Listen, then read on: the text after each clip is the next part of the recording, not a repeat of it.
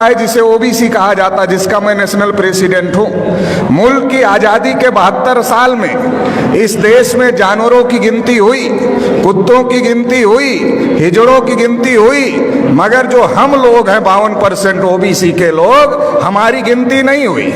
OBC के लोगों को ब्राह्मण हमेशा इस काम पे लगाता है कि इनको मुसलमानों से लड़ाई करने के काम पर लगाते रहो। जब ये मुसलमानों से लड़ाई करने के काम पर लगे रहेंगे तो ये अपने हक अधिकार की आवाज बुलंद नहीं करेंगे, और जब ये अपने हक अधिकार की आवाज बुलंद नहीं करेंगे तो इनके हक अधिकार पर ब्राह्मण कब्जा कर करके रखेगा।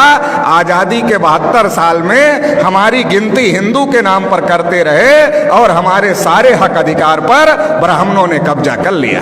1992 में जब मंडल कमीशन का मामला खड़ा हुआ था, ओबीसी के लोग अपने हक अधिकार की लड़ाई लड़ रहे थे, तो ब्राह्मणों ने बाबरी मस्जिद का मामला खड़ा कर दिया, राम जन्मभूमि का मामला खड़ा कर दिया, और ओबीसी के लोगों को बाबरी मस्जिद के मामले में आगे कर दिया, राम जन्मभूमि के मामले में आगे कर दिया। बाबरी मस्जिद गिरा दी गई। और जो ओबीसी की नौकरियां थी, जो 12 करोड़ नौकरियां ओबीसी को मिलने वाली थी, वो ओबीसी को नहीं मिली, उस पर ब्राह्मणों का आज भी कब्जा है। और मुसलमानों की मस्जिद चली गई, मतलब हमारी नौकरियां चली गई, आपकी मस्जिद चली गई, और रिजल्ट आया ब्राह्मणों के फेवर में, मंदिर बन गया। अभी मोदी जी अपने को ओबीसी कहते हैं, मगर उन्होंने ट्रस्ट घोषित किया, ट्रस्ट में एक भी ओबीसी के आदमी को मेंबर नहीं बनाए। जब मुसलमानों से लड़ना है तब हम हिंदू हैं, जब हम अपने हक अधिकार की बात करते हैं तब हम हिंदू नहीं हैं। मुसलमानों से लड़ाने के लिए हमको हिंदू बनाते हैं, और इस देश में हिंदू है कौन? ओबीसी के लोगों को ब्राह्मणों ने हजारों साल से शूद्र बनाकर रखा, पढ़ने लिखने के अधिकार से, धन संपत्ति रखने के अधिकार से, बोलने सुनने के अधिकार से, सभी अधिकार से वंचित करके रखा। लिखा मनुस्मृति में, अगर आंख से ज्ञान देख ले तो आंख में सूजा डाल देना चाहिए, उच्चारण करे तो जीभ काट लेना चाहिए, और अगर कान से ज्ञान का एक शब्द सुन ले तो कान में शीशा पिघलाकर डाल देना चाहिए, ये लिखा। शेड्यूल कास्ट के लोगों को अछूत बना के रखा, आदिवासियों को जंगल में रहने के लिए मजबूर किया। तो देश में हिंदू है कौन? ब्राह्मणों ने हमारे ऊपर इतने जुल्म ढाए, हमें अछूत बनाया, हमें शूद्र बनाया, हमें जंगलों में रहने के लिए मजबूर किया। तो हमारा धर्म और ब्राह्मण का धर्म एक नहीं हो सकता, हम हिंदू नहीं है। आप रामायण पढ़ लो, महाभारत पढ़ लो, गीता पढ़ लो, वेद पुराण पढ़ लो, श्रुति स्मृति पढ़ लो, कहीं पर भी हिंदू लिखा हुआ नहीं है, क्योंकि ये हिंदू हिंदी भाषा का शब्द नहीं है, ये हिंदू संस्कृत भाषा का भी शब्द नहीं है, ये पर्शियन भाषा का शब्द है, जिसका अर्थ होता है हारा हुआ, नीच, कायर, काला, चोर, गुलाम।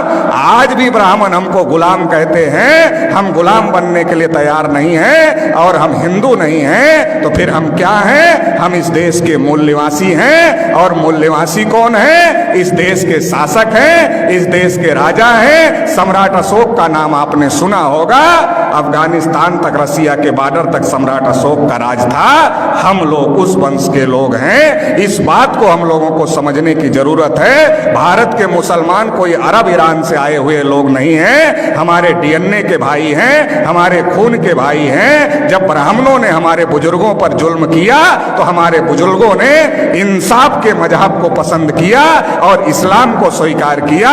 भारत में जो मुसलमान हैं हमारे डीएनए और खून के भाई हैं, इस बात को ब्राह्मण जानता है। इसलिए दंगे में हम मरे या दंगे में आप मरे, ब्राह्मण की सेहत पर कोई फर्क नहीं पड़ता है। हमारे और आपके बीच में ब्राह्मण आ गया है, उसको बीच से हटाना होगा, भाई को भाई से गले लगना होगा। ब्राह्मणों ने हजारों साल से हमको मजलूम बना के रखा, 72 साल में मुसलमानों को मजलूम बना दिया है। इसलिए मजलूम को इकट्ठा होना होगा, और जो ब्राह्मणों ने नाइंसाफी का निजाम कायम किया है, इसे ध्वस्त करना होगा और इंसाफ कायम करना होगा। इंसाफ की इस लड़ाई में आप साथ देंगे, इतना ही कहते हुए आपने मुझे सुना, इसके लिए आभार, धन्यवाद। जय